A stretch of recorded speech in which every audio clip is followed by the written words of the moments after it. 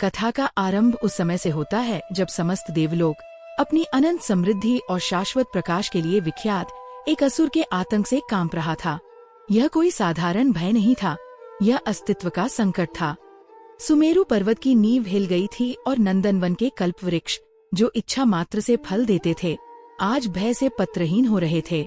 अमरावती की स्वर्ण जड़ित गलियां, जहाँ उत्सव का संगीत कभी शांत नहीं होता था, आज वहाँ मृत्यु की पदचाप गूंज रही थी। उस हाहाकार का, उस अभूतपूर्व अंधकार का एक ही नाम था, जलंधर। वह केवल एक असुर नहीं था, वह एक नियति बन चुका था, एक ऐसा प्रलय जिसने देवताओं के पौरुष को सीधी चुनौती दे दी थी। वह अजेय था, उसकी शक्ति का स्रोत अज्ञात था, उसकी क्रूरता की कोई सीमा नहीं थी। वह सागर की गहराइयों से उठी प्रलयंकारी लहर के समान था, जो सब कुछ निगल लेने को आतुर था। उसका अट्टहास इंद्र के वज्र की गड़गड़ाहट से भी अधिक भयावह था, और उसकी उपस्थिति मात्र से सूर्य का तेज मध्यम पड़ जाता था। ब्रह्मा, विष्णु, महेश त्रिदेव, जो सृष्टि के रचयिता, पालक और संहारक थे, वे भी उसके समक्ष विवश प्रतीत हो रहे थे। किसी भी देवता का कोई भी अस्त्र, कोई भी दिव्य शक्ति उसे छू भी नहीं पाती थी। यह एक ऐसा असंभव था जिसे देवगण अपनी आंखों से घटित होते देख रहे थे। प्रारंभ में देवराज इंद्र ने इसे एक और सामान्य आसुरी उपद्रव समझा था। अहंकार में डूबे ऐरावत पर आरूढ़ हो, उन्होंने अपनी वज्रधारिणी सेना को जलंधर का मान मर्दन करने भेजा। युद्ध का वह दृश्य प्रलयंकारी था। आकाश असंख्य बाणों और शक्तियों से पट गया। वरुण ने अपने पाश फेंके, अग्निदेव ने ज्वालाओं की वर्षा की, और स्वयं इंद्र ने क्रोध से तमतमाते हुए उस वज्र का संधान किया जिसने कभी वृत्रासुर जैसे दुर्जय दैत्य के पर्वतों को चीर दिया था। वह वज्र महर्षि दधीची की अस्थियों से निर्मित ब्रह्मांड की अमोघ शक्तियों में से एक था। वह सहस्रों सूर्यों के तेज के साथ जलंधर की ओर झपटा, किंतु जो हुआ उसने इंद्र का अभिमान सदा के लिए चूर चूर कर दिया। जलंधर ने उस प्रलयंकारी वज्र को आते देखा और उसके मुख पर एक घृणित उपहास तैर गया। उसने अपना विशाल हाथ आगे बढ़ाया और वज्र को ऐसे पकड़ लिया जैसे कोई बालक किसी गेंद को पकड़ ले। एक क्षण के लिए ब्रह्मांड थम गया। वज्र, जो स्वयं विनाश का प्रतीक था, जलंधर की मुट्ठी में निस्तेज हो गया, और फिर एक कर्णभेदी ध्वनि के साथ जलंधर ने उसे अपनी गदा पर दे मारा। इंद्र का वज्र, अमोघ वज्र, खंडित हो गया। उसके टूटे हुए टुकड़े आकाश गंगा में नक्षत्रों की धूल की भांति बिखर गए। इंद्र का सिंहासन डोल गया। ऐरावत भय से चिंगाड़ उठा। यह केवल एक अस्त्र का खंडन नहीं था, यह देवलोक के साम्राज्य का खंडन था। पराजित इंद्र अपना तेज खोकर अपनी सभा में लौटे। देवताओं के मुख पर भय की कालिमा पुत गई थी। ये स्पष्ट था कि ये शत्रु उनकी क्षमताओं से परे था। वे भागे भागे सृष्टि के रचयिता परमपिता ब्रह्मा के पास पहुँचे। ब्रह्मलोक के शांत आध्यात्मिक वातावरण में भी जलंधर के युद्ध घोषों की प्रतिध्वनि पहुंच रही थी। देवताओं की व्यथा सुनकर ब्रह्मा चिंतित हुए। उन्होंने जलंधर को समझाने का प्रयास किया, उसे सृष्टि के संतुलन का वास्ता दिया, किंतु जलंधर, जो स्वयं को समुद्र और गंगा का पुत्र मानता था और जिसका जन्म शिव के क्रोध की अग्नि से हुआ था, वह किसी भी उपदेश को सुनने के लिए तैयार नहीं था। उसने ब्रह्मलोक पर ही आक्रमण कर दिया। ब्रह्मा ने अपने कमंडलू से जल छिड़का, अपनी सृजनात्मक शक्तियों का आह्वान किया, किंतु जलंधर पर उसका कोई प्रभाव नहीं पड़ा। उसने वेदों को अपवित्र करने का प्रयास किया और ब्रह्मदंड को चुनौती दी। ब्रह्मा को आभास हो गया कि उनकी रचनात्मक शक्ति इस विध्वंसक शक्ति के सामने अप्रभावी है। उनकी विवशता देखकर जलंधर का अहंकार 7वें आसमान पर पहुंच गया। वह स्वयं को त्रिदेवों से भी श्रेष्ठ समझने लगा था। अब केवल एक ही आश्रय शेष था, क्षीर सागर। समस्त देवगण ब्रह्मा को आगे कर भगवान विष्णु की शरण में पहुँचे, जो अपनी शेष शैया पर योग निद्रा में लीन थे। देवताओं के आर्तनाद से उनकी निद्रा टूटी।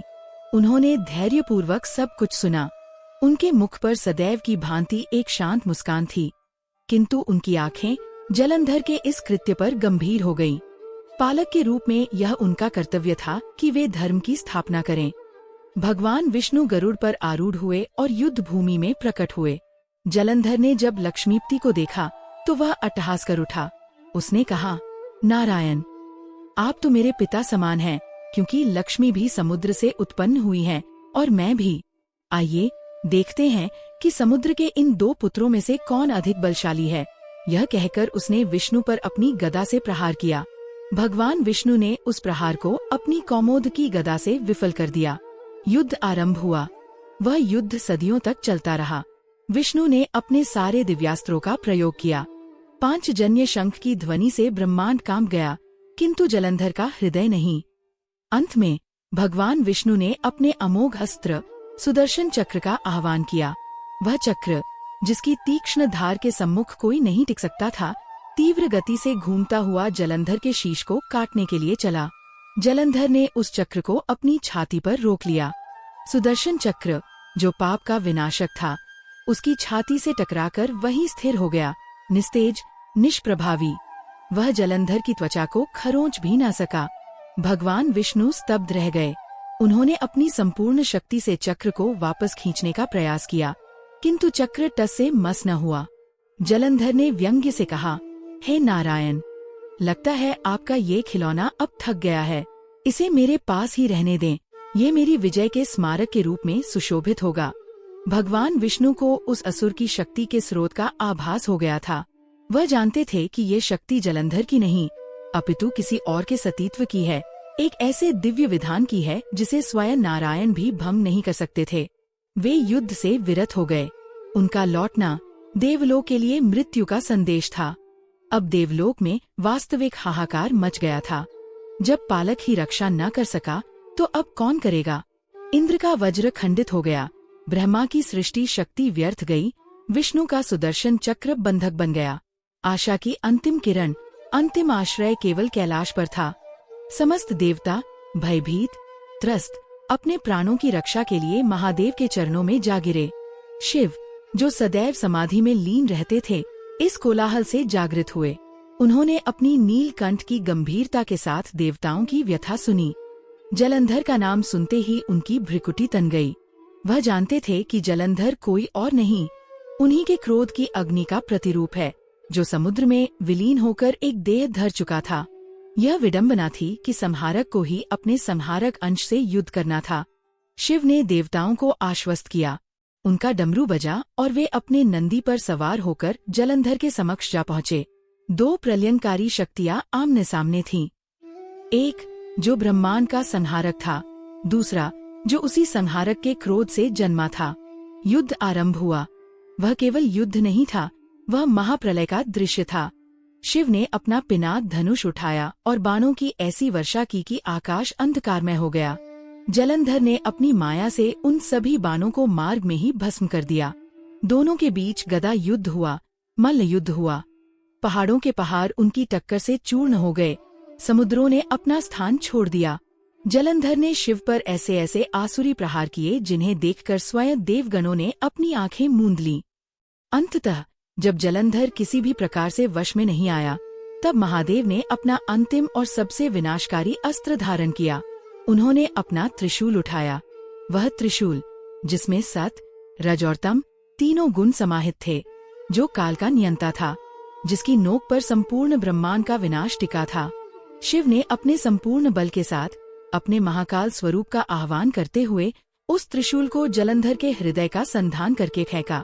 त्रिशूल अपनी प्रलयंकारी गति से आगे बढ़ा, किंतु जलंधर, जो शिव का ही अंश था, उसे देखकर केवल मुस्कुराया।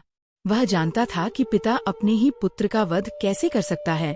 वह त्रिशूल, जो क्षण भर में ब्रह्मांड को भस्म कर सकता था, जलंधर के सीने से टकराया और निष्प्रभावी हो गया। वह त्रिशूल, जो पाप और अधर्म को भेद देता था, जलंधर के शरीर को भेद नहीं पाया। वह वहीं रुक गया, कांपता रहा, किंतु अपना कार्य सिद्ध न कर सका। शिव स्तब्ध रह गए। यह असंभव था। उनका त्रिशूल, उनकी अपनी शक्ति, उनके ही अंश के सामने विफल हो गई थी। जलंधर का अट्टहास अब पूरे ब्रह्मांड में गूंज रहा था। उसने शिव पर पलटवार किया। महादेव को पीछे हटना पड़ा। संहारक स्वयं पराजित हो गया था। सारे देवता भयभीत थे। वे समझ नहीं पा रहे थे कि आखिर इस असुर की शक्ति का स्रोत क्या है। वह हर युद्ध में क्यों अजेय है। यह कोई साधारण शक्ति नहीं थी। यह किसी दिव्य विधान द्वारा रक्षित था। ब्रह्मा की सृष्टि, विष्णु का पालन और शिव का सहार, तीनों ही उसके सामने विफल हो चुके थे। रहस्य गहरा था। देवलोक का अस्तित्व अंधकार में डूब रहा था। जलंधर ने स्वर्ग पर अधिकार कर लिया था। इंद्र का सिंहासन अब उसका था और देवता अपनी ही अमरावती से निर्वासित होकर वनों में भटकने को विवश थे। यज्ञ बंद हो गए थे, धर्म का लोप हो रहा था और अधर्म का साम्राज्य स्थापित हो चुका था। किसी को मार्ग नहीं सूझ रहा था। जलंधर की अजेयता का यह रहस्य क्या था, जिसका भेदन स्वयं त्रिदेव भी नहीं कर पा रहे थे? इस प्रश्न का उत्तर ही अब देवलोक के अस्तित्व को बचा सकता था, अन्यथा यह हाहाकार ही इस सृष्टि की अंतिम नियति बनने वाला था। देवलोक के पतन और त्रिदेवों की विवशता की गाथा जब ब्रह्मांड के एक कोने में लिखी जा रही थी, तब उस रहस्य का दूसरा सिरा, उस अजेय शक्ति का वास्तविक स्रोत, जलंधर के अपने महल में स्थित था। स्वर्ग की अप्सराओं को बंदी बनाकर नंदनवन के पारिजात वृक्षों से सुसज्जित उस भव्य अहंकारपूर्ण प्रासाद में एक कक्ष ऐसा था जहां आसुरी ऐश्वर्य का लेश मात्र भी नहीं था। वह कक्ष सती वृंदा का पूजा गृह था। जलंधर की पत्नी वृंदा उस अंधकारपूर्ण साम्राज्य में प्रकाश की एकमात्र लौ थी। वह दैत्यराज की पत्नी अवश्य थी, किंतु उसकी आत्मा भगवान विष्णु के चरणों में समर्पित थी। वह एक अनन्य भक्त थी, एक परम पतिव्रता नारी, और उसका सतीत्व ही उसकी सबसे बड़ी, सबसे प्रगाढ़ शक्ति थी। वृंदा का सौंदर्य अलौकिक था, किंतु उसका वास्तविक तेज उसके आचरण से, उसकी निष्ठा से और उसकी अडिग भक्ति से प्रस्फुटित होता था। वह जानती थी कि उसका पति जलंधर अधर्म के मार्ग पर है। वह देखती थी कि कैसे देवलोक को रौंद कर लाई गई संपदा से उसके महल के कोष भरे जा रहे हैं, कैसे निर्दोषों पर अत्याचार हो रहा है और कैसे उसका पति स्वयं को त्रिलोकी का स्वामी घोषित कर ईश्वर को ही चुनौती दे रहा है। एक पत्नी के रूप में उसने अनेकों बार जलंधर को समझाने का प्रयास किया था। उसने उसे धर्म का, नीति का और नारायण की सर्वोच्च सत्ता का स्मरण कराया था, किंतु जलंधर, जो शिव के क्रोध और समुद्र के अहंकार का मूर्त रूप था, उसकी बातों को उपहास में उड़ा देता था। वह कहता, वृंदे, तुम मेरी शक्ति हो, मेरी अर्धांगिनी, तुम इन तुच्छ देवताओं की पूजा क्यों करती हो? तुम्हारा पति अब स्वयं त्रिदेवों से ऊपर है, तुम मेरी पूजा करो। वृंदा केवल मौन रह जाती, अपने आराध्य श्री हरि से अपने पति की मति के लिए प्रार्थना करती। वह अपने धर्म के दो पाटों के बीच पिस रही थी। एक ओर उसका पति धर्म था, जो उसे अपने स्वामी के प्रति सर्वस्व समर्पण का आदेश देता था। दूसरी ओर उसकी विष्णु भक्ति थी, जो उसके पति के कृत्यों को स्पष्ट रूप से अधर्म घोषित करती थी। यह द्वंद्व तब चरम पर पहुंचा जब जलंधर ने त्रिदेवों पर पूर्ण आक्रमण की घोषणा की। जब उसने इंद्र को पराजित किया, ब्रह्मा को विवश किया और अंततः स्वयं भगवान विष्णु को युद्ध के लिए ललकारा, तब वृंदा का हृदय कांप उठा। वह जानती थी कि ये युद्ध, ये संघर्ष विनाश के अतिरिक्त कुछ नहीं लाएगा, किंतु जलंधर युद्ध के लिए प्रस्थान करने को उद्यत था। वह अपने कवच और अस्त्र शस्त्रों से सुसज्जित होकर विजय के अहंकार में डूबा हुआ वृंदा से विदा लेने आया। वृंदा ने पत्नी धर्म के अनुसार उसकी आरती उतारी, उसके मस्तक पर तिलक लगाया। उसकी आंखों में आंसू थे। जलंधर ने अट्टहास करते हुए कहा, प्रिय, ये आंसू क्यों? ये तो मेरे विजयोत्सव की तैयारी के आंसू होने चाहिए। आज तुम्हारा पति उस नारायण को परास्त करने जा रहा है, जिसकी तुम दिन रात माला जपती हो। देखो, कौन अधिक शक्तिशाली है, तुम्हारा ईश्वर या मेरा पौरुष? वृंदा ने हाथ जोड़कर कहा, स्वामी, आप ईश्वर से युद्ध करने जा रहे हैं। इसमें विजय किसी की नहीं होगी, केवल विनाश होगा। आप त्रिलोकी के स्वामी बन चुके हैं, अब यह हठ त्याग दें। जलंधर ने उसकी बात अनसुनी कर दी। तुम मेरी विजय की कामना करो वृंदे, तुम्हारा सतीत्व ही मेरी ढाल है। मुझे ज्ञात है, जब तक तुम मेरे लिए प्रार्थना करोगी, मुझे कोई परास्त नहीं कर सकता। यह कहकर वह चला गया। जलंधर का यह वाक्य वृंदा के लिए आदेश था। उसका पति युद्ध भूमि में था, चाहे वह धर्म के पक्ष में हो या अधर्म के। एक पतिव्रता का धर्म था कि वह अपने पति के प्राणों की रक्षा करे। उसका पति धर्म उसकी भक्ति पर भारी पड़ गया। जैसे ही जलंधर ने अपनी सेना के साथ देवलोक की ओर प्रस्थान किया, वृंदा अपने पूजा गृह में प्रवेश कर गई। उसने अपने आराध्य भगवान विष्णु की श्यामवर्णी मनमोहक प्रतिमा के सम्मुख आसन लगाया। उसने एक अखंड दीपक प्रज्वलित किया। फिर हाथ में जल लेकर उसने अपने सतीत्व की, अपनी निष्ठा की और अपने पति प्रेम की शपथ ली। वह एक अखंड संकल्प लेकर पूजा पर बैठ गई। यह कोई साधारण पूजा नहीं थी, यह उसके सतीत्व का अग्नि परीक्षण था। उसका संकल्प इतना प्रगाढ़ और उसका पतिव्रता धर्म इतना शुद्ध था कि उसने ब्रह्मांड के नियमों को मोड़कर एक अभेद्य कवच का निर्माण कर दिया था। यह कवच किसी धातु का नहीं, किसी मंत्र का नहीं, यह निष्ठा के तंतुओं से बुना गया था। ये कवच भौतिक रूप में जलंधर के शरीर पर नहीं था, ये एक आध्यात्मिक आवरण था जिसने जलंधर को काल की पहुंच से भी परे कर दिया था। वृंदा का संकल्प था, जब तक मेरे स्वामी, मेरे पति असुरराज जलंधर युद्ध क्षेत्र से सकुशल विजयी होकर इस महल में लौट नहीं आते, तब तक मैं इस आसन से नहीं उठूंगी। मैं अन्न का एक दाना, जल की एक बूंद ग्रहण नहीं करूंगी। मेरी यह पूजा, मेरा यह तप, मेरा यह पतिधर्म अखंड रहेगा। हे मेरे आराध्य श्री हरि, मैं जानती हूँ मेरे पति अधर्म के मार्ग पर हैं, किंतु वे मेरे स्वामी हैं। उनके प्राणों की रक्षा करना मेरा परम धर्म है। मैं अपने इसी धर्म की शक्ति से, अपने सतीत्व की संपूर्ण ऊर्जा से उनके लिए एक अभेद्य दुर्ग का निर्माण करती हूँ। जब तक मेरा संकल्प अखंड है, जब तक मेरा सतीत्व कलंकित नहीं होता, तब तक त्रिलोक की कोई भी शक्ति, स्वयं त्रिदेव भी मेरे पति का बाल बांका न कर सकें। और ऐसा ही हुआ।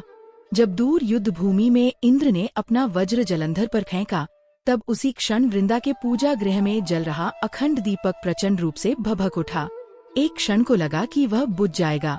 वृंदा ने अपने आराध्य की प्रतिमा को देखते हुए अपने दोनों हाथों से उस दीपक को ढक लिया, मानो वह अपने प्राणों की आहुति देकर भी उसे जलता रखेगी। उसका संकल्प अडिग रहा, दीपक की लौ स्थिर हो गई और वहाँ युद्ध भूमि में इंद्र का वज्र खंडित होकर बिखर गया। जलंधर का अट्टहास गूंज उठा, उसे लगा यह उसकी शक्ति है। वह नहीं जानता था कि यह वृंदा के संकल्प की शक्ति थी। जब ब्रह्मा ने अपने ब्रह्मास्त्रों का संधान किया, तब वृंदा गहरे ध्यान में लीन थी। उसके चारों ओर एक ऐसा ऊर्जा चक्र बन गया था जिसे भेद पाना असंभव था। जलंधर पर कोई अस्त्र टिक नहीं पाया, किंतु वृंदा की वास्तविक परीक्षा तब आरंभ हुई जब युद्ध भूमि में उसके आराध्य भगवान विष्णु स्वयं पधारे। जैसे ही नारायण ने अपने 5 जन्य शंख की ध्वनि की, वृंदा का हृदय विदीर्ण हो गया। वह किसे चुने, अपने ईश्वर को या अपने पति को? यह धर्म का सबसे जटिल संकट था। उसकी आंखों से अश्रुओं की धारा बह निकली। वह रो रही थी, किंतु उसका संकल्प नहीं टूटा। वह विष्णु की प्रतिमा के आगे गिड़गिड़ा रही थी, हे प्रभु, ये कैसी लीला है आपकी। आज आप ही मेरे शत्रु के रूप में हैं। मैं आपकी भक्त हूँ, किंतु मैं एक पत्नी भी हूँ। मैं आपसे अपने पति के लिए युद्ध करने की शक्ति नहीं मांग रही, मैं आपसे अपने पति के प्राणों की भिक्षा मांग रही हूँ। मेरा धर्म संकट में है, प्रभु मेरी रक्षा करें। और फिर वह क्षण आया जब भगवान विष्णु ने अपने अमोघ सुदर्शन चक्र का आह्वान किया। जैसे ही वह तीक्ष्ण चक्र जलंधर की ओर बढ़ा, वृंदा ने अपनी आंखें मूंद लीं। उसने अपना सर्वस्व अपने संकल्प में झोंक दिया। उसने अपनी आत्मा की संपूर्ण शक्ति को अपने पतिधर्म की वेदी पर होम कर दिया। उसका सतीत्व अपनी पराकाष्ठा पर था। वह न तो विष्णु के विरुद्ध थी, न जलंधर के पक्ष में। वह केवल अपने धर्म के पक्ष में खड़ी थी, और उसका धर्म था पति की रक्षा। सुदर्शन चक्र जलंधर के सीने तक पहुंचा और रुक गया। वह चक्र जो क्षण भर में ब्रह्मांडों का विलय कर सकता था, एक सती के संकल्प द्वारा बुने गए कवच को भेद नहीं पाया। वह निष्प्रभावी होकर वहीं कांपता रहा। भगवान विष्णु, जो स्वयं इस विधान के ज्ञाता थे, समझ गए। वह वृंदा की भक्ति से, उसकी सतीत्व की शक्ति से परास्त हो गए थे। वे युद्ध से विरत हो गए। उनके लौटने का अर्थ था जलंधर की विजय। अंत में जब महादेव शिव युद्ध भूमि में आए और उन्होंने अपना त्रिशूल फेंका, तब भी वही हुआ। वृंदा, जो अब तक तप और उपवास से क्षीण हो चुकी थी, किंतु जिसका आत्मबल हिमालय से भी ऊंचा था, उसने अपने संकल्प को तिल तिल जलकर भी अखंड रखा। शिव का त्रिशूल, जो सहार का प्रतीक था, वह भी जलंधर के अधर्म को नहीं, अपितु वृंदा के धर्म को देखकर लौट गया। जलंधर अधर्म कर रहा था, इसमें कोई संदेह नहीं था। वह देवताओं का शत्रु था। वह सृष्टि के संतुलन को बिगाड़ रहा था, किंतु उसकी रक्षा स्वयं धर्म कर रहा था। यह धर्म का सबसे विकट, सबसे जटिल स्वरूप था, वृंदा का पतिधर्म। जब तक वृंदा का सतीत्व और उसका संकल्प अखंड था, काल भी जलंधर का बाल बांका नहीं कर सकता था। जलंधर की अजेयता का रहस्य उसके बाहुबल में नहीं, उसकी पत्नी के सतीत्व में छिपा था। जब युद्ध समाप्त हुआ, जब त्रिदेव परास्त होकर लौट गए और जलंधर अपनी विजय का ध्वज फहराता हुआ अपने महल में लौटा, तब वृंदा ने अपने पति को द्वार पर सकुशल देखा। जलंधर अहंकार में डूबा हुआ था, वह अपनी विजय गाथा सुना रहा था।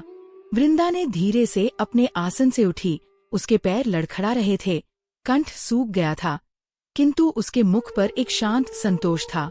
उसने जल का पात्र उठाया और अपने संकल्प को पूर्ण किया। वह जलंधर के चरणों में झुकी, एक पतिव्रता का कर्तव्य पूर्ण हुआ था। जलंधर को लगा वह उसकी शक्ति के आगे झुकी है। वह नहीं जानता था कि वह सती उस शक्ति को प्रणाम कर रही थी, जिसने आज स्वयं त्रिदेवों को विवश कर दिया था। उधर देवलोक में, जो अब वीरान हो चुका था, पराजित देवता ब्रह्मा और विष्णु के साथ बैठकर इसी रहस्य पर मंथन कर रहे थे। वे समझ गए थे कि जलंधर को कोई अस्त्र नहीं मार सकता, क्योंकि उसका कवच भौतिक नहीं, आध्यात्मिक है। उसे मारना असंभव है जब तक कि सती वृंदा का संकल्प अखंड है।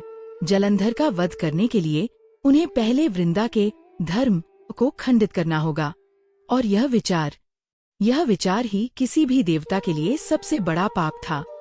कैलाश से लेकर क्षीर सागर तक त्रिदेवों की पराजय एक मूक सत्य बन चुकी थी। देवलोक, जो कभी अपने ऐश्वर्य और संगीत के लिए जाना जाता था, अब जलंधर के असुरों की छावनी बन चुका था। नंदनवन के पुष्प कुचल दिए गए थे, कामधेनु का हरण हो चुका था और कल्पवृक्ष की शाखाएं तोड़ दी गई थीं। इंद्र का वज्र खंडित था, शिव का त्रिशूल कुंठित था और नारायण का सुदर्शन चक्र स्वयं शत्रु के सीने पर एक आभूषण की भांति जड़ित था। यह केवल एक युद्ध की हार नहीं थी, ये धर्म की, व्यवस्था की और स्वयं देवत्व की हार थी। पराजित देवता अपना तेज खो चुके, अपनी शक्तियां गवा चुके, अंततः श्रीहरि विष्णु की शरण में पहुँचे। वे क्षीर सागर के तट पर नहीं, अपितु वैकुंठ के द्वारों पर एकत्र हुए। उनके मुख पर भय नहीं, अपितु संपूर्ण ब्रह्मांड के विलय की आशंका थी। वे जानते थे कि जलंधर अब रुकने वाला नहीं है। स्वर्ग जीतने के बाद उसका अगला लक्ष्य ब्रह्मलोक और वैकुंठ को रौंदकर कैलाश को अपने अधीन करना था। वह स्वयं को एकमात्र सर्वोच्च ईश्वर घोषित करने पर तुला था। देवताओं की उस सभा का नेतृत्व स्वयं प्रजापति ब्रह्मा कर रहे थे। उनके साथ इंद्र, वरुण, अग्नि, वायु, सभी दिक्पाल और देवगण थे, जिनकी उपस्थिति मात्र से कभी ब्रह्मांड का संतुलन बनता था। आज वे स्वयं असंतुलित और निराश्रित थे। जब वे वैकुंठ में श्रीहरि के समक्ष पहुँचे तो नारायण अपनी शेष शैया पर विराजमान थे, किंतु उनकी आंखें खुली थीं। वे योग निद्रा में नहीं थे, वे जागृत थे, और उनके मुख पर वह चिरपरिचित मुस्कान आज नहीं थी। उनके स्थान पर एक अगाध गंभीरता थी, मानो वे इस क्षण की प्रतीक्षा पहले से ही कर रहे थे। ब्रह्मा ने अपने कांपते हाथों को जोड़ा। प्रभु नारायण, अब आप ही अंतिम आश्रय हैं। जलंधर के अधर्म ने सृष्टि की नींव को हिला दिया है। यज्ञ हवन बंद हो चुके हैं, वेदों का अपमान हो रहा है, नदियां अपना मार्ग बदल रही हैं, और धर्म का विधान, जिसे आपने स्वयं स्थापित किया था, वह नष्ट होने के कगार पर है। इंद्र ने, जिनका मुकुट उनके शीश पर नहीं चरणों में पड़ा था, आर्तनाद किया, हे पालनहार, हमने अपना सर्वस्व लगा दिया। वज्र निष्प्रभावी हो गया, यहाँ तक कि महादेव का त्रिशूल भी उस पापी का कुछ न बिगाड़ सका। हम सब जानते हैं कि उसकी शक्ति वह स्वयं नहीं है। सभा में एक सन्नाटा छा गया। वह नाम, जो देवताओं के लिए आशा का नहीं, बल्कि उनकी विवशता का प्रतीक बन गया था, उसे लेने का साहस किसी में नहीं था। तब स्वयं श्रीहरि विष्णु ने अपनी गंभीर वाणी में कहा, सती वृंदा, ये नाम नहीं था, ये वह विकट पहेली थी जिसका समाधान किसी के पास नहीं था। देवताओं ने भगवान के समक्ष यही पहेली रखी। उन्होंने कहा, हे प्रभु, वह जलंधर की पत्नी, वह सती, वह आपकी अनन्य भक्त है। उसका पतिव्रता धर्म इतना शुद्ध और उसका संकल्प इतना प्रगाढ़ है कि उसने एक अभेद्य कवच का निर्माण कर दिया है। जब तक वृंदा का सतीत्व और उसका संकल्प अखंड है, काल भी जलंधर का बाल बांका नहीं कर सकता। हम अधर्म से लड़ रहे हैं, किंतु उस अधर्म की रक्षा स्वयं धर्म कर रहा है। ये कैसी विडंबना है, यह कैसा विधान है। भगवान विष्णु सब जानते थे। वे जानते थे कि वृंदा कौन है, वे जानते थे कि उसका तप क्या है, और वे ये भी जानते थे कि उस तप का स्रोत स्वयं नारायण के प्रति उसकी अडिग भक्ति है। किंतु आज वे एक गहरे, एक अभूतपूर्व धर्म संकट में फंस गए थे। यह संकट ऐसा था जैसा स्वयं नारायण ने अपने किसी अवतार में भी नहीं झेला था। एक और पूरी सृष्टि थी, अरबों खरबों निर्दोष प्राणी, देवता, मनुष्य, ऋषि, गंधर्व, जो जलंधर के अधर्म की चक्की में पिस रहे थे। एक और लोक कल्याण का वह सर्वोच्च सिद्धांत था जिसके लिए वे बार बार अवतार लेते थे।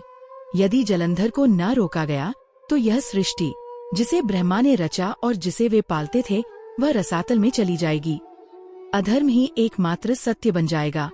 यह उनका राजधर्म था, उनका ईश्वरीय कर्तव्य था कि वे सृष्टि को बचाए। और दूसरी ओर उनकी अपनी ही परम भक्त सती वृंदा थी। वह स्त्री जिसने अपने जीवन का प्रत्येक क्षण केवल नारायण नाम के जाप में बिताया था। वह स्त्री जिसकी भक्ति इतनी निश्चल थी कि स्वयं विष्णु उसके ऋणी थे। उसका सतीत्व, उसका पतिधर्म, उसका सर्वोच्च गुण था और जलंधर को मारने की एकमात्र शर्त थी उसी सर्वोच्च गुण को खंडित करना, उसी सतीत्व को भंग करना। यह एक ऐसा चक्रव्यूह था जिसमें स्वयं चक्रधारी फंस गए थे। यदि वे वृंदा का सतीत्व भंग न करते तो जलंधर को कोई मार नहीं सकता था, और यदि वे जलंधर को न मारते तो सृष्टि नहीं बच सकती थी। ये धर्म और धर्म के बीच का युद्ध था। एक सती धर्म और एक सृष्टि धर्म आमने सामने खड़े थे। विष्णु को किसी एक को चुनना था। यदि वे सृष्टि को चुनते तो उन्हें अपनी भक्त के साथ छल करना पड़ता, एक सती के विश्वास की हत्या करनी पड़ती, जो ब्रह्मांड के जघन्यतम पापों में से एक था। और यदि वे अपनी भक्त के धर्म की रक्षा करते तो वे पालनहार के अपने कर्तव्य से च्युत हो जाते। यह एक ऐसा निर्णय था जिसमें दोनों ही पक्षों पर केवल विष्णु की ही हार निश्चित थी। वे मौन थे। वैकुंठ का वह भव्य कक्ष जो सदा आनंद से पूरित रहता था, आज श्रीहरि के मौन के भार से दबा जा रहा था। देवता कांप रहे थे। वे जानते थे कि वे भगवान से क्या मांगने आए हैं। वे उनसे एक पाप करने की भिक्षा मांगने आए थे। श्रीहरि ने अपनी आंखें बंद की। उन्होंने उस द्वंद्व को अपने भीतर अनुभव किया। वे देख रहे थे जलंधर का अट्टहास, और उसी क्षण वे सुन रहे थे वृंदा का करुण क्रंदन, जो अपने पति की रक्षा के लिए उन्हीं से प्रार्थना कर रही थी। वह कह रही थी, हे नारायण, मेरे पति की रक्षा करना। और देवता कह रहे थे, हे नारायण, सृष्टि की रक्षा करना। वह किसकी सुने, अपनी भक्त की या अपनी सृष्टि की? वे जो तटस्थ हैं, जो साक्षी हैं, आज उन्हें पक्ष चुनना था। माता लक्ष्मी जो उनके चरणों के समीप बैठी थी, अपने पति के इस द्वंद्व को देख रही थी। उनकी आंखों में भी जल था। वे जानती थीं कि जलंधर जो समुद्र पुत्र था, एक प्रकार से उनका भ्राता भी था, किंतु वृंदा उनकी सखियों जैसी भक्त थी। वे भी इस धर्म संकट में मौन थीं। कई युग बीत गए, ऐसा प्रतीत हुआ। श्रीहरि का मौन टूट नहीं रहा था।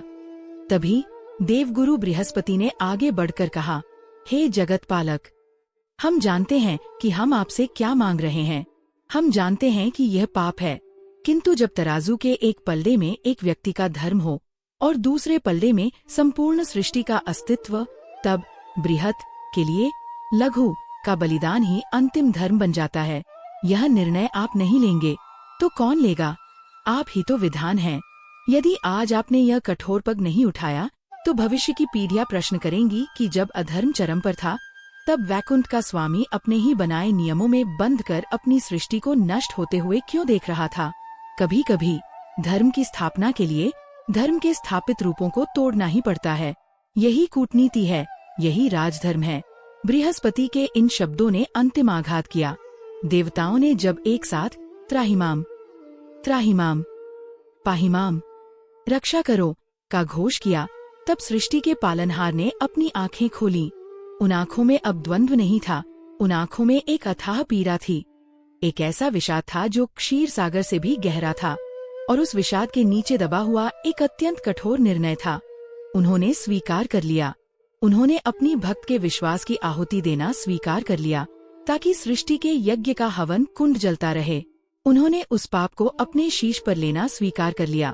उन्होंने वह कलंक ओढ़ना स्वीकार कर लिया जो इतिहास में सदैव के लिए अंकित होने वाला था। उन्होंने कहा, जैसा देवगण चाहते हैं वैसा ही होगा। लोक कल्याण के लिए यदि मुझे छली भी बनना पड़े तो मैं बनूंगा। ये सुनकर देवताओं ने राहत की सांस ली, किंतु उसी क्षण वे लज्जा से भी भर गए कि उन्होंने अपने ईश्वर को किस स्थिति में लाकर खड़ा कर दिया था। भगवान विष्णु अपने सिंहासन से उठे। उन्होंने क्षण भर के लिए अपनी आंखें मूंदी और जलंधर का स्मरण किया, और अगले ही पल वैकुंठ में एक चमत्कार हुआ।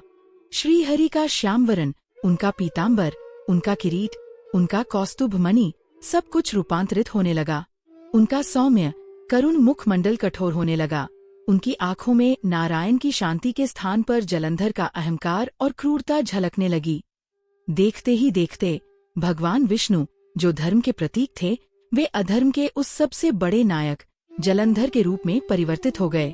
यह केवल रूप का परिवर्तन नहीं था, ये माया का चरम था। उन्होंने वही कवच धारण कर लिया जो जलंधर पहनता था। उनके हाथों में वही गदा आ गई, और सबसे भयानक, उन्होंने अपनी छाती पर उस सुदर्शन चक्र को भी एक आभूषण की भांति धारण कर लिया जो जलंधर ने उनसे छीना था। वे हूबहू जलंधर लग रहे थे। देवताओं ने जब अपने प्रभु को इस रूप में देखा तो वे सिहर उठे। यह एक ऐसा छल था जो धर्म की रक्षा के लिए ही किया जा रहा था। ब्रह्मा और अन्य देवताओं ने उन्हें प्रणाम किया, किंतु आज उनके प्रणाम में स्तुति नहीं, एक मौन क्षमा याचना थी। भगवान विष्णु जलंधर का रूप धरे वैकुंठ से निकले। वे उस महल की ओर चल पड़े जहाँ सती वृंदा अपने पति की विजय के लिए अखंड तप में लीन थी। इस बात से अनभिज्ञ कि उसका आराध्य ही आज उसके धर्म को खंडित करने आ रहा था। यह श्रीहरि की लीला का सबसे अंधकारपूर्ण अध्याय था, एक ऐसा छल जिसके बिना धर्म की पुनर्स्थापना असंभव थी। वे वृंदा के महल की ओर चल पड़े, अपने हृदय पर वह पत्थर रखकर जो शायद उनके किसी भी अवतार के भार से अधिक भारी था। जलंधर के ऐश्वर्यपूर्ण किंतु आतंक से ग्रसित महल के एक सुदूर पवित्र कक्ष में सती वृंदा अपने संकल्प के आसन पर शिला की भांति स्थिर थी। उसे काल का ज्ञान नहीं रहा था। दिन और रात्रि का चक्र, जो अब जलंधर के भय से अनिश्चित हो गया था, उसके लिए अर्थहीन था।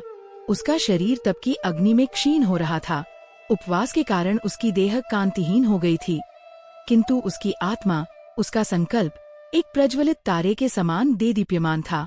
उसके पूजा गृह में जल रहा अखंड दीपक ब्रह्मांड में हो रहे महायुद्ध का एकमात्र साक्षी था। जब जब युद्ध भूमि में जलंधर पर कोई प्रलयंकारी प्रहार होता, वह दीपक प्रचंडता से भभक उठता और वृंदा की एकाग्रता उसे पुनः स्थिर कर देती। वह अपने आराध्य श्रीहरि विष्णु की प्रतिमा के सम्मुख बैठी थी, किंतु उसका मन, उसका संपूर्ण अस्तित्व उसके पति धर्म के धागे से बंधा हुआ था। वह जानती थी कि उसका पति अधर्म कर रहा है, किंतु उसके लिए उसका संकल्प ही उसका एकमात्र धर्म था। वह एक अमोघ कवच का निर्माण कर रही थी, और अब तक वह कवच अभेद्य सिद्ध हुआ था। उसी क्षण सुदूर युद्ध भूमि में, संभवतः कैलाश के ही निकट, महाप्रलय का दृश्य उपस्थित था।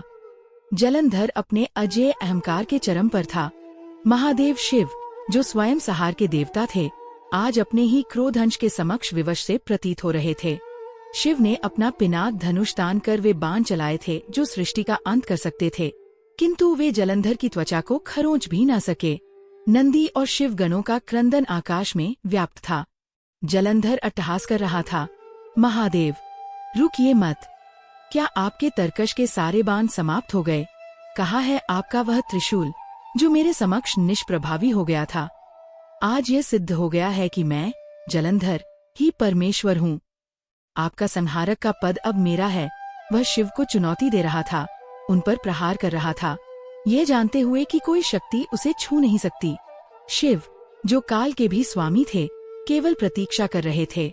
वे जानते थे कि जलंधर की मृत्यु का क्षण अभी आया नहीं है, क्योंकि उसकी रक्षा कोई और नहीं, स्वयं धर्म कर रहा था। वे उस क्षण की प्रतीक्षा कर रहे थे जब वह आध्यात्मिक कवच टूटे, और वह क्षण वैकुंठ के स्वामी द्वारा सृजित किया जा रहा था। भगवान विष्णु, जो जलंधर का रूप धारण कर चुके थे, वृंदा के महल के द्वार पर पहुँचे। उन्होंने अपने मायावी स्वरूप को पूर्णता प्रदान की थी। वही अहंकार भरी चाल, वही क्रूर नेत्र, और वही गदा उनके कंधे पर सुशोभित थी।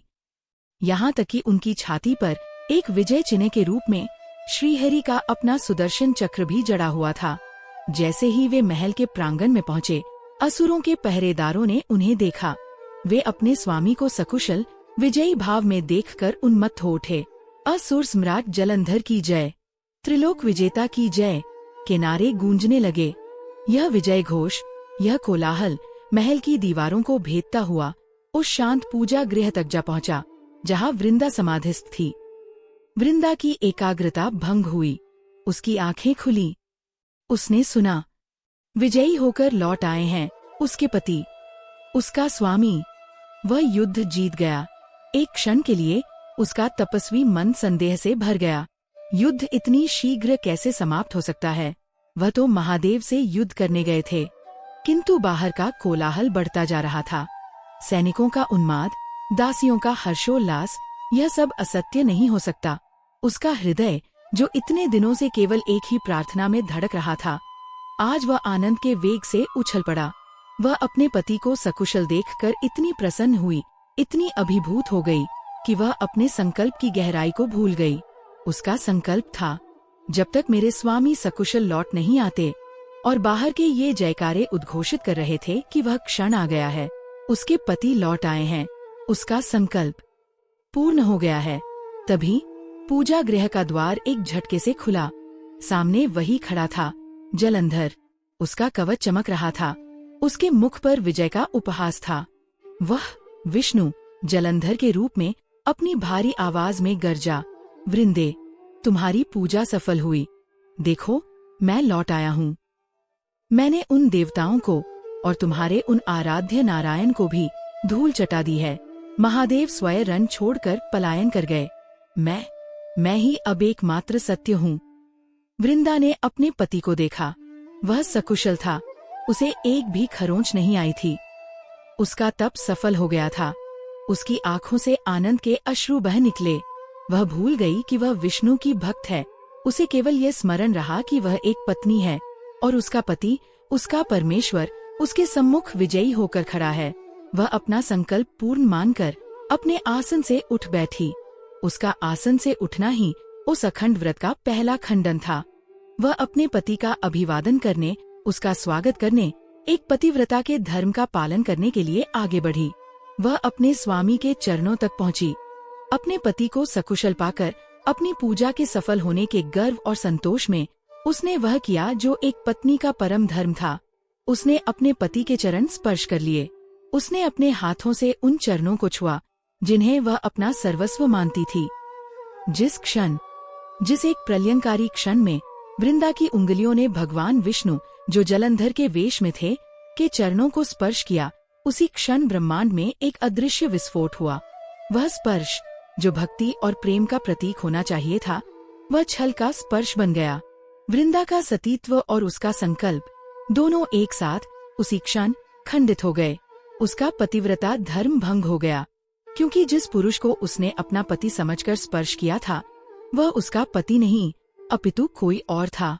महल में ये घटना घट ही रही थी कि दूर युद्ध भूमि में, जहाँ जलंधर अपना अट्टहास कर रहा था, अकस्मात सब कुछ बदल गया। वह कवच, वह आध्यात्मिक दुर्ग, जो सती वृंदा के संकल्प और सतीत्व से निर्मित था, वह उस स्पर्श के होते ही टूटकर बिखर गया। वह ऐसे विलीन हुआ जैसे सूर्य के उदय होते ही कोहरा छंट जाता है।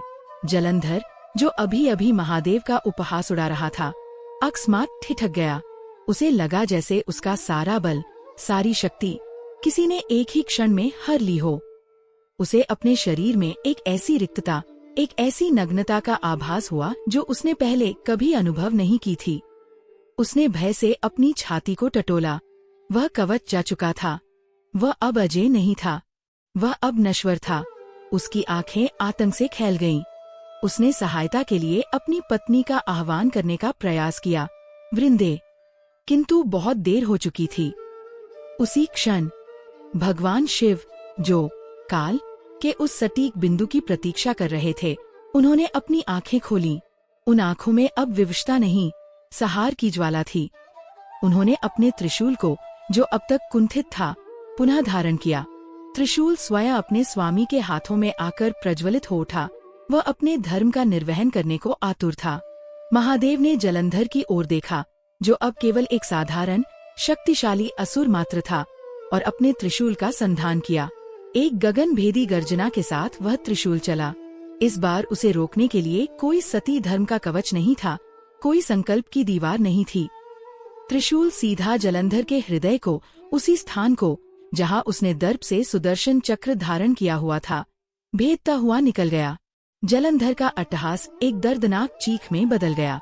उसका शरीर, जो शिव के ही तेज से जन्मा था, अंततः शिव के ही अस्त्र से विदीर्ण होकर भस्म होने लगा। और इधर महल में जैसे ही वृंदा ने चरण स्पर्श किए और उधर जलंधर का वध हुआ। पूजा गृह में जल रहा वह अखंड दीपक, जो वृंदा के संकल्प का प्रतीक था, एक अंतिम बार भभका और बुझ गया। कक्ष में अंधकार छा गया। वृंदा ने चौंक कर अपना सिर उठाया। जिस पति के वह चरण छू रही थी, उसका स्वरूप बदल रहा था। वह क्रूर चेहरा, वह अहंकार, वह आसुरी देह, सब विलीन हो रहे थे, और उनके स्थान पर प्रकट हो रहे थे उसके आराध्य, उसके श्रीहरि। वही श्यामवरण, वही पीतांबर, वही शांत, किंतु आज करुणा और अपराध बोध से भरी आंखें। भगवान विष्णु अपने वास्तविक स्वरूप में आ गए थे। उनके हाथ में जलंधर की गदा नहीं, उनका अपना पद्म था, और उनकी छाती पर वह सुदर्शन चक्र, जो जलंधर से छिनकर आया था, पुनः स्थापित हो चुका था। वृंदा समझ गई। दीपक का बुझना, पति का वध और अपने आराध्य का यह छल, सब कुछ एक ही क्षण में स्पष्ट हो गया। उसका संकल्प खंडित हो चुका था, और उसका असुरपति, उसका अंत हो चुका था। जैसे ही दूर युद्ध भूमि में जलंधर का वध हुआ, जैसे ही सती वृंदा के पतिधर्म का कवच टूटकर बिखरा, ठीक उसी क्षण उस पूजा गृह में एक प्रलयंकारी सन्नाटा छा गया। वह अखंड दीपक, जो वृंदा के संकल्प का भौतिक प्रतिरूप था, जो महादेव के त्रिश के सम्मुख भी प्रज्वलित रहा था, वह भगवान विष्णु के उस छलपूर्ण स्पर्श मात्र से बुझ गया। उसकी लौ एक अंतिम बार कांपी और स्वयं को अंधकार में विलीन कर गई। उस कक्ष में अब केवल घृत के धुएं की एक तीखी गंध और वृंदा के टूटते हुए हृदय की ध्वनि शेष थी। वृंदा, जो अभी अभी अपने पति के चरणों में झुकी थी, उस अकस्मात अंधकार से चौंकी। उसने अपना मस्तक उठाया। वह स्वरूप, जिसे उसने अपना पति मानकर स्पर्श किया था, वह बदल रहा था। यह एक ऐसा रूपांतरण था जिसने वृंदा की आत्मा को झकझोर दिया। जलंधर का वह क्रूर, आसुरी मुखमंडल, वह अहंकार से तनी भ्रिकुटी, वह युद्ध की कालिमा, सब विलीन हो रही थी, और उसके स्थान पर प्रकट हो रहा था एक ऐसा मुख जिसे वृंदा ने अपने जीवन के प्रत्येक क्षण में पूजा था। वह श्यामवरण, वह करुणामय नेत्र, जो आज अपराध बोध से झुके हुए थे, वह पीतांबर, जो ब्रह्मांड के प्रकाश से बुना गया था, वह किरीट, जो त्रिदेवों की सर्वोच्चता का प्रतीक था। जलंधर की गदा के स्थान पर उनके हाथ में दिव्य पद्म आ गया था, और वह सुदर्शन चक्र, जो जलंधर की छाती पर एक छीने हुए आभूषण की भांति जड़ा था, वह अब श्रीहरि की तर्जनी पर अपने स्वामी के पास लौटकर शोभायमान हो रहा था। भगवान विष्णु अपने वास्तविक स्वरूप में आ गए थे। वृंदा को यह छल समझने में एक क्षण भी न लगा। एक क्षण पहले तक जो आनंद उसके हृदय में था, वह एक ही पल में ब्रह्मांड के सबसे तीव्र विष में परिवर्तित हो गया। दीपक का बुझना, पति के स्वरूप का बदलना, उसका संकल्प, जो पति के लौट आने पर पूर्ण मानकर उसने भंग कर दिया था, वह पति तो लौटा ही नहीं था। ये तो उसके आराध्य थे। उसके ईश्वर ने, उसके श्रीहरि ने स्वयं जलंधर का वेश धरकर उसके सतीत्व को, उसके संकल्प को खंडित किया था। यह ज्ञान एक वज्रपात की भांति था। वह सन्न रह गई। वह न रोई न चीखी। वह केवल उस स्वरूप को देखती रही जिसे वह अपना सर्वस्व मानती थी, और जिसने आज उसका सर्वस्व हर लिया था। तभी महल के बाहर का कोलाहल, जो पहले विजय का उत्सव मना रहा था, वह अकस्मात ही भय और आतंक की चीखों में बदल गया। सैनिकों के अस्त्र शस्त्र गिरने की ध्वनि आने लगी, और फिर एक भारी विभत्स ध्वनि के साथ कोई वस्तु आकाश से गिरी और सीधे वृंदा के आंगन के मध्य में आ रुकी। वह रक्त से सना, धूल में लिपटा, युद्ध की क्रूरता से क्षत विक्षत जलंधर का शीश था। उसकी आंखें, जो मृत्यु के अंतिम क्षण तक अपनी पत्नी के कवच पर विश्वास किए हुए थी, अब खुली की खुली रह गई थी। उनमें केवल एक ही भाव था, असंभव, विश्वासघात। वृंदा ने अपने पति का वह शीश देखा। वह पूजा गृह से बाहर निकली, उसके पैर धरती पर नहीं, जैसे अंगारों पर पड़ रहे हों। उसने विष्णु की ओर नहीं देखा, उसकी दृष्टि केवल अपने पति के उस कटे हुए मस्तक पर थी। वह उसके निकट पहुंची, घुटनों के बल बैठ गई और अपने कांपते हाथों से उसने उस शीश को अपनी गोद में उठा लिया। जो अश्रु अब तक उसकी आंखों में जमे हुए थे, वे अब लावा बनकर बह निकले। ये छल, यह इतना घिनौना, इतना विराट था कि उसकी कल्पना भी नहीं की जा सकती थी। अधर्म को मारने के लिए स्वयं धर्म के पालक ने धर्म के सबसे पवित्र रूप सतीत्व की हत्या कर दी थी। क्रोध, दुख और विश्वासघात की एक ऐसी सम्मिलित ज्वाला वृंदा के भीतर धधक उठी, जिसने उसके सतीत्व के तेज को सहस्रों सूर्यों से अधिक प्रचंड बना दिया। वह अपने पति का शीश अपनी गोद में लिए हुए उठी। वह वापस उस पूजा गृह में आई, जहाँ भगवान विष्णु, सृष्टि के पालनहार, एक अपराधी की भांति शीश झुकाए खड़े थे। वे कुछ कहना चाहते थे, वृंदे, लोक कल्याण के लिए, किंतु वृंदा की आंखों में वह अग्नि देखकर उनके शब्द उनके कंठ में ही सूख गए। आज एक भक्त अपने भगवान से प्रश्न करने वाली थी। वृंदा ने उन श्रीहरि को देखा जिनकी वह कभी पूजा करती थी। उसकी वाणी में अब भक्ति का माधुर्य नहीं, अपितु प्रलय का गर्जन था। हे श्रीहरि, यह संबोधन नहीं, यह एक अभियोग था।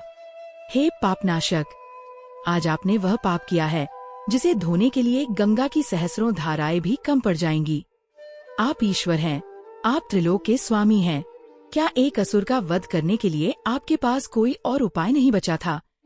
क्या आपका सुदर्शन चक्र इतना शक्तिहीन हो गया था कि उसे एक स्त्री के सतीत्व के पीछे छिपना पड़ा? विष्णु मौन रहे, उनके पास कोई उत्तर नहीं था। आज तर्क का, विधान का, लोक कल्याण का कोई भी दर्शन एक पत्नी के विलाप के सम्मुख बौना था। वृंदा ने रोते हुए कहा, मैं आपकी भक्त थी नारायण। मैंने अपने जीवन का प्रत्येक क्षण आपके नाम को समर्पित किया और आपने उसी भक्ति का यह प्रतिदान दिया। आपने मेरे पति को नहीं मारा, आपने मेरे विश्वास को मारा है। आपने मेरे धर्म को भ्रष्ट किया है। मेरा पति अधर्मी था, वह मृत्युदंड का भागी था, किंतु मेरा क्या अपराध था? मेरा अपराध यह था कि मैंने एक पतिव्रता नारी होने का धर्म निभाया, या मेरा अपराध ये था कि मैंने आप पर, अपने ईश्वर पर अंधा विश्वास किया। वृंदा का एक एक शब्द वैकुंठ के सिंहासन को कंपा रहा था। वह अपने पति के शीश को अपने हृदय से लगाए हुए थी और उसकी आंखों से बहते अश्रु उस शीश का अभिषेक कर रहे थे। आप जानते थे नारायण, आप जानते थे कि मेरा संकल्प ही मेरे पति का कवच है। आप जानते थे कि जब तक मैं अखंड बैठी हूँ, स्वयं काल भी उसे छू नहीं सकता, और इसीलिए आपने मुझे ही चुना, अपने सबसे सुगम लक्ष्य को। आपने मेरे पूजा गृह को अपवित्र कर दिया। श्रीहरि, भगवान विष्णु ने अंततः अपनी आंखें उठाई, उनमें असीम वेदना थी। वृंदे, ये मेरे लिए भी। चुप रहिए प्रभु, वृंदा चीख पड़ी। अब और छल नहीं, आपने जो किया वह सृष्टि के इतिहास में एक कलंक बनकर रहेगा। आपने मेरे सतीत्व के साथ जो छल किया है, आपने एक भक्त के विश्वास को जो रौंदा है, उसके लिए मैं आपको, त्रिभुवन के स्वामी को, श्राप देती हूँ। श्राप का नाम सुनते ही ब्रह्मांड एक क्षण के लिए थम गया। देवता, जो दूर स्वर्ग में विजय का उत्सव मनाने की तैयारी कर रहे थे, वे भय से कांप उठे। एक सती, जिसका धर्म अभी अभी खंडित हुआ था, उसका श्राप अमोघ था। विष्णु ने उस श्राप को स्वीकार करने के लिए अपना शीश झुका दिया। यह उनका प्रायश्चित था। वृंदा ने अपने दाहिने हाथ में जल लिया, वह जल जो उसकी तपस्या से सिद्ध था और अब उसके क्रोध से अभिमंत्रित था। आपने मेरे साथ छल करते समय अपने हृदय में करुणा का एक कण भी नहीं आने दिया। आपका हृदय उस समय एक पाषाण पत्थर की भांति कठोर हो गया था। आप उस पाषाण की मूर्ति की भांति ही तो खड़े रहे जिसे मैं पूजती थी, जबकि आप स्वयं मेरे धर्म का हरण कर रहे थे। आथा मेरा पहला श्राप है, आप पाषाण के हो जाएंगे, आप शिला बन जाएंगे। श्रीहरि, आपका यह सजीव करुणामय स्वरूप जड़ हो जाएगा। लोग आपकी पूजा तो करेंगे, किंतु आप भावना शून्य, चेतनारहित एक पत्थर के रूप में ही पड़े रहेंगे। जिस प्रकार आज आप मेरे दुख को देखकर भी अविचलित खड़े हैं, उसी प्रकार आप युगों युगों तक शिला बनकर अविचलित रहने को विवश होंगे। यह कहते ही वृंदा ने वह जल विष्णु के चरणों पर फेंक दिया। उसी क्षण श्रीहरि के कोमल नील कमल सदृश चरण काले पड़ने लगे। वह पाषाण का प्रभाव उनके घुटनों तक, उनकी कमर तक, उनके हृदय तक चढ़ने लगा। वे अपने ही भक्त के श्राप से देखते ही देखते एक श्यामवर्णी शिला शालिग्राम में परिवर्तित होने लगे। किंतु वृंदा का क्रोध अभी शांत नहीं हुआ था। उसकी पीड़ा का सबसे गहरा घाव अभी शेष था। यह दंड पर्याप्त नहीं है नारायण, यह तो आपके उस जड़वत व्यवहार का दंड था। किंतु उस पीड़ा का क्या जो आपने मुझे दी है। आज मैं अपने पति के वियोग में तड़प रही हूँ। आपने मेरा सुहाग मुझसे छीना है। आपने मुझे उस दुख के सागर में धकेला है जिसकी कोई थाह नहीं। आपने मुझे पत्नी वियोग का दुख दिया है। मेरा दूसरा श्राप सुनो। वृंदा की आवाज अब और दृढ़ हो गई थी। जिस प्रकार आज मैं एक निरीह स्त्री अपने पति के वियोग में तड़प रही हूँ, एक दिन आप भी सर्वशक्तिमान ईश्वर होकर भी अपनी पत्नी के वियोग में इसी प्रकार तड़पेंगे। आप भी वन वन भटकेंगे, आप भी विलाप करेंगे। आपकी पत्नी, आपकी लक्ष्मी आपके पास होते हुए भी आपसे हर ली जाएगी और आप एक साधारण मनुष्य की भांति वृक्षों से, लताओं से, पशु पक्षियों से उसका पता पूछेंगे। आप रोएंगे, आप गिड़गिड़ाएंगे, किंतु आपका दुख सुनने वाला कोई नहीं होगा। आप उस प्रत्येक क्षण को जिएंगे, उस पीड़ा के प्रत्येक कण को भोगेंगे जो आज आपने मेरे भाग्य में लिखी है। यह एक सती का श्राप है, यह होकर रहेगा। भगवान विष्णु जो अब तक पूर्णतः पाषाण में बदल चुके थे, उस शिला से एक अंतिम अश्रुबिंदु लुढ़का। उन्होंने दोनों श्राप सहर्ष स्वीकार कर लिए। त्रेता युग में राम के अवतार का और सीता के हरण का विधान उसी क्षण लिखा जा चुका था। अपना सर्वस्व लुटा चुकी वृंदा ने उस पाषाण मूर्ति की ओर देखा जिसमें अब कोई चेतना नहीं थी। उसका क्रोध अब शांत हो चुका था। उसके स्थान पर केवल एक असीम रिक्तता शेष थी। उसका ईश्वर जा चुका था, उसका पति जा चुका था। अब इस संसार में उसके लिए कुछ भी शेष नहीं था। उसने अपने सेवकों को अपने पति की चिता सजाने का आदेश दिया। आंगन के मध्य में जहाँ जलंधर का शीश गिरा था, एक भव्य चिता सजाई गई। वृंदा ने अपने पति के उस शीश को स्वयं उस चिता पर स्थापित किया। उसने अंतिम बार अपने महल को, अपनी भक्ति को और उस शिला को देखा जो कभी उसका आराध्य हुआ करता था। यह कहते ही कि हे अग्निदेव, मेरे इस खंडित सतीत्व को अपनी ज्वालाओं में शुद्ध करो। सती वृंदा अपने पति की चिता पर बैठ गई। उसने अपनी योग शक्ति से उस चिता को प्रज्वलित कर दिया। धधकती हुई ज्वालाओं ने सती वृंदा और असुर जलंधर दोनों को अपनी आगोश में ले लिया। एक अधर्म का अंत हुआ और एक धर्म का बलिदान हो गया। वृंदा की चिता धधक रही थी।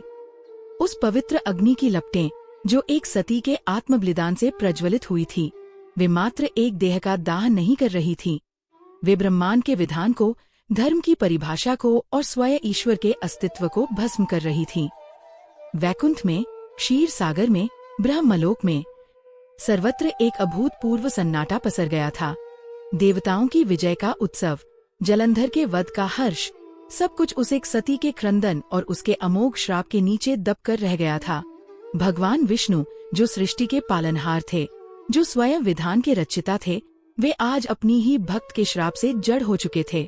उनका सजीव श्याम सुंदर स्वरूप जो करुणा का सागर था, वह अब एक भावना शून्य, चेतनारहित, कृष्णवर्णी पाषाण शिला में परिवर्तित हो चुका था। वह शिला जिसमें ब्रह्मांड की समस्त गति समाहित थी, आज स्वयं गतिहीन थी। यह केवल विष्णु का पाषाण होना नहीं था, यह धर्म का पाषाण हो जाना था। माता लक्ष्मी अपने स्वामी की इस अवस्था को देखकर विलाप कर उठीं। वे उस पाषाण शिला से लिपट गईं। हे स्वामी, हे नारायण, अपनी आंखें खोलिए। ये कैसी लीला है आपकी? क्या अपनी एक भक्त के लिए आपने स्वयं को ही दंड दे दिया? यदि आप ही जड़ हो जाएंगे तो यह चराचर सृष्टि गति कैसे करेगी? यह प्रलय है प्रभु, यह प्रलय है। समस्त देवगण, ब्रह्मा और महादेव शिव के साथ उस स्थान पर आ पहुंचे जहां ये अभूतपूर्व घटना घटी थी। जलंधर का महल ध्वस्त हो चुका था।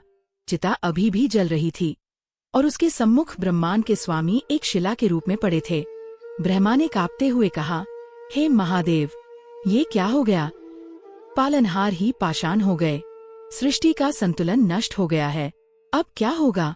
महादेव शिव, जो संहारक होते हुए भी करुणा के सागर हैं, उन्होंने उस पाषाण को देखा।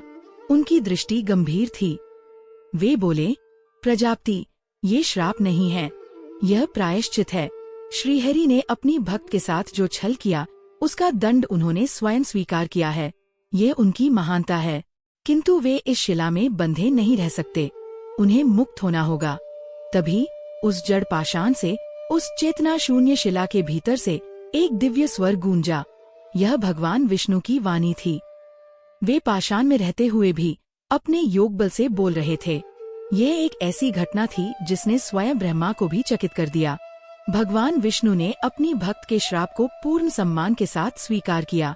उन्होंने कहा, हे वृंदा, हे मेरी परम भक्त, तुम जहाँ कहीं भी हो, मेरी बात सुनो। तुमने जो श्राप दिया है वह तुम्हारी पीड़ा का प्रतिबिंब है और तुम्हारी पीड़ा मेरे ही छल का परिणाम है। मैं तुम्हारे इस श्राप को एक क्षण के लिए भी अस्वीकार नहीं करूँगा। मैं इसे अपने मस्तक पर धारण करता हूँ। देवताओं ने ये सुना और वे स्तब्ध रह गए। ईश्वर श्राप को स्वीकार कर रहा था। श्रीहरि की वाणी पुनः गूंजी, किंतु हे वृंदा, ये श्राप जिसे तुमने मेरे दंड के रूप में दिया है, मैं इसे इस सृष्टि के लिए एक वरदान में परिवर्तित करता हूँ। तुमने मुझे पाषाण हो जाने का श्राप दिया, यह सत्य है। मेरा यह पाषाण रूप, यह मेरे भक्तों के लिए मेरा सबसे सुलभ स्वरूप होगा। मेरे इस सगुण विराट स्वरूप का ध्यान करना, मेरा दर्शन पाना साधारण मनुष्यों के लिए दुष्कर है।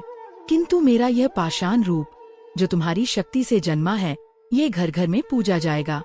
मेरे इस पाषाण रूप को आज से शालिग्राम कहा जाएगा। ये घोषणा होते ही उस कृष्ण शिला पर एक अलौकिक चमक उभरी। वह अब केवल पत्थर नहीं थी, वह शालिग्राम थी। वह स्वयं नारायण का सजीव विग्रह थी। हे वृंदा, तुमने मुझे जड़ कहा। हाँ, मैं जड़ हूँ। मैं तब तक जड़ हूँ जब तक मेरा भक्त मुझे अपनी भक्ति के जल से सींचता नहीं। मैं तब तक पाषाण हूँ जब तक कोई मुझे प्रेम से स्पर्श नहीं करता। तुमने मुझे भावना शून्य कहा। हाँ, मैं भावना शून्य हूँ। किंतु जैसे ही मेरा कोई भक्त मेरे इस शालिग्राम स्वरूप को अपनी करुण पुकार सुनाएगा, यह पाषाण मेरे हृदय की भांति द्रवित हो जाएगा। यह मेरा वचन है। चिता अब तक शांत हो चुकी थी। वृंदा की देह भस्म होकर एक पवित्र राख के ढेर में बदल गई थी। उस राख से एक दिव्य सुगंध उठ रही थी। वह सतीत्व की, तपस्या की और विश्वासघात की गंध थी। भगवान विष्णु की दृष्टि, जो अब शालिग्राम के भीतर से देख रहे थे, उस चिता की राख पर पड़ी।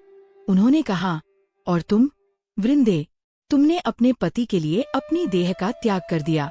तुम्हारा सतीत्व और तुम्हारी भक्ति परम पवित्र है। तुम्हारा यह बलिदान व्यर्थ नहीं जाएगा। तुम्हारी यह चिता की राख, यह साधारण राख नहीं है, यह पृथ्वी की सबसे पवित्र वस्तु बन जाएगी। मैं वरदान देता हूँ कि तुम्हारी इस चिता की राख से एक दिव्य पौधा उगेगा। वह पौधा तुम्हारी ही भांति पवित्र, तुम्हारी ही भांति तेजस्वी और मेरी ही भांति मुझे परम प्रिय होगा। संसार उस दिव्य पौधे को तुलसी के नाम से जानेगा। यह कहते ही शालिग्राम शिला से एक दिव्य प्रकाश किरण निकली और उस भस्म के ढेर पर पड़ी, और एक चमत्कार हुआ। समस्त देवता, ब्रह्मा और शिव देखते रह गए। उस राख के मध्य से पृथ्वी का वक्ष चीरकर एक कोमल श्याम लहरित अंकुर फूटा। वह अंकुर एक क्षण में पल्लवित हुआ और एक छोटे सुगंधित पौधे का रूप ले लिया। उसकी एक एक पत्ती में वेदों का सार और वृंदा का तप समाहित था। वायु, जो अब तक शोक से भरी थी, उस तुलसी की गंध से पवित्र और सुगंधित हो उठी। वृंदा का भौतिक शरीर जा चुका था, किंतु उसका आध्यात्मिक स्वरूप तुलसी के रूप में प्रकट हो चुका था। अब भगवान ने वह वरदान दिया जिसने इस श्राप को इतिहास का सबसे महान वरदान बना दिया। शालिग्राम के भीतर से श्रीहरि ने घोषणा की, हे वृंदा, तुम तुलसी के रूप में मुझसे भी श्रेष्ठ कहलाओगी। मैं यह वरदान देता हूँ कि तुम सदा मेरे शीश पर रहोगी। मेरा कौस्तुभ मणि, मेरा किरीट, मेरा वैकुंठ का सिंहासन, यह सब तुम्हारे बिना अधूरे हैं, किंतु तुम तुलसी के रूप में सदा मेरे मस्तक पर सुशोभित होगी। उन्होंने आगे कहा, मेरा ये शालिग्राम स्वरूप ये तुम्हारे बिना अधूरा होगा। जब तक मेरे इस पाषाण विग्रह पर एक तुलसी दल अर्पित नहीं किया जाता, तब तक यह केवल एक पत्थर का टुकड़ा है। किंतु जिस क्षण तुम्हारे एक पत्ते तुलसी दल का स्पर्श मुझे होता है, उसी क्षण मैं वैकुंठ का स्वामी नारायण इस शिला में पूर्ण रूप से प्रतिष्ठित हो जाता हूँ। शालिग्राम और तुलसी का यह संयोग ही मेरा पूर्ण स्वरूप होगा। और सुनो समस्त देवगण, आज मैं एक विधान स्थापित करता हूँ। श्री हरि की वाणी में अब एक पालक का अधिकार था। आज से मेरी कोई भी पूजा किसी भी रूप में, किसी भी लोक में तुम्हारे बिना अधूरी मानी जाएगी। कोई मुझे 56 भोग अर्पित करे, कोई मुझे रत्नों से तौल दे, कोई मेरे लिए सहस्रों यज्ञ करे, किंतु यदि उस भोग में, उस पूजा में तुलसी का एक पत्ता भी नहीं होगा, तो मैं उस भोग को स्वीकार नहीं करूंगा। वह पूजा मुझ तक कभी नहीं पहुंचेगी। इसके विपरीत यदि मेरा कोई निर्धनतम भक्त भी, जिसके पास मुझे चढ़ाने के लिए कुछ भी न हो, वह केवल भक्तिभाव से एक तुलसी दल और एक बूंद जल मेरे शालिग्राम स्वरूप पर अर्पित कर देगा, तो मैं उसे सहस्रों यज्ञों का फल और 56 भोग का संतोष प्रदान करूंगा। यह मेरा वचन है। वृंदे, तुमने मुझे पाषाण बनाया और मैंने तुम्हें तुलसी के रूप में स्वयं से भी मूल्यवान बना दिया। वृंदा का दूसरा श्राप अभी शेष था, पत्नी वियोग का। श्रीहरि ने उसे भी स्वीकार किया। हे वृंदे, तुमने मुझे पत्नी वियोग का श्राप दिया है। त्रेता युग में जब मैं राम के रूप में अवतार लूंगा, तब मैं तुम्हारी इस पीड़ा को स्वयं भोगूंगा। मैं भी अपनी पत्नी सीता के वियोग में वन वन भटकूंगा। मैं भी विलाप करूंगा। मैं तुम्हारे श्राप के प्रत्येक शब्द को, तुम्हारी पीड़ा के प्रत्येक कण को स्वयं जीकर तुम्हारे उस पवित्र सतीत्व का ऋण चुकाऊंगा। अंत में भगवान विष्णु ने इस दिव्य लीला का सबसे महत्वपूर्ण रहस्योद्घाटन किया। उन्होंने उस काल, उस समय को महिमा मंडित किया जिसमें ये समस्त घटना घटी थी। उन्होंने कहा, और विशेषकर यह कार्तिक मास, ये मास जिसमें तुमने इतनी कठोर तपस्या की, जिसमें मेरे छल का और तुम्हारे सतीत्व का परीक्षण हुआ, और जिसमें अंततः मेरा शालिग्राम स्वरूप और तुम्हारा तुलसी स्वरूप प्रकट हुआ, यह कार्तिक मास आज से मुझे परम प्रिय होगा। यह 12 मासों में सर्वश्रेष्ठ होगा। यह दामोदर मास कहलाएगा। यह मेरा मास होगा। भगवान ने उस अंतिम वरदान की घोषणा की, जो आज भी पृथ्वी पर धर्म का सबसे बड़ा स्तंभ है। हे वृंदा, जो भी भक्त इस परम पवित्र कार्तिक मास में, जो मुझे परम प्रिय है, मेरा और तुम्हारा शालिग्राम और तुलसी का विवाह संपन्न कराएगा, जो तुम्हें तुलसी को मेरी वधू के रूप में स्वीकार करेगा और मेरा पाषाण स्वरूप शालिग्राम वर बनेगा, जो इस दिव्य विवाह का आयोजन करेगा, जिसमें वह तुम्हारी पूजा मेरी अर्धांगिनी के रूप में करेगा। मैं सृष्टि का पालनहार यह वचन देता हूँ। श्रीहरि की वाणी में करुणा और दृढ़ता का सागर उमड़ पड़ा। ऐसे भक्त के, चाहे वह कितना भी पापी क्यों न हो, उसके जीवन के सभी दुख, सभी संताप, सभी कष्ट उसी क्षण, उसी विवाह के पवित्र अग्निकुंड में भस्म हो जाएंगे। उसके इस जन्म के ही नहीं, अपितु जन्म जन्मांतर के संचित पापों का क्षय हो जाएगा। उसे अकाल मृत्यु का भय नहीं रहेगा। उसे दरिद्रता का दंश नहीं झेलना पड़ेगा। और इतना ही नहीं, ऐसा भक्त जो हमारा विवाह संपन्न कराएगा, वह जीवन भर मेरे संरक्षण में रहेगा और देह त्याग के उपरांत उसके लिए मेरे परमधाम वैकुंठ की प्राप्ति होगी। उसे मोक्ष मिलेगा। उसे इस जन्म मृत्यु के चक्र से सदा के लिए मुक्ति मिल जाएगी। ये मेरा अंतिम वरदान है, हे तुलसी वृंदे। यही कारण है, यही वह कथा है कि क्यों कार्तिक मास में तुलसी पूजन से हर दुख, हर संताप दूर हो जाता है। क्योंकि यह कथा उस श्राप की नहीं है जो एक भक्त ने क्रोध में अपने भगवान को दिया था। नहीं, यह कथा उस सर्वोच्च वरदान की है जो एक भगवान ने अपनी भक्त के सम्मान में उसे स्वयं से भी ऊंचा स्थान देने के लिए रचा था। यह कथा उस श्राप की नहीं, बल्कि एक भक्त के उस सर्वोच्च वरदान की है जिसे स्वयं भगवान ने अपने मस्तक पर धारण किया। यह कथा वृंदा के क्रोध की नहीं, यह कथा नारायण के प्रायश्चित की है। और यह कथा शालिग्राम और तुलसी के उस शाश्वत पवित्र विवाह की है जिसका साक्षी आज भी कार्तिक मास का एक एक क्षण बनता है।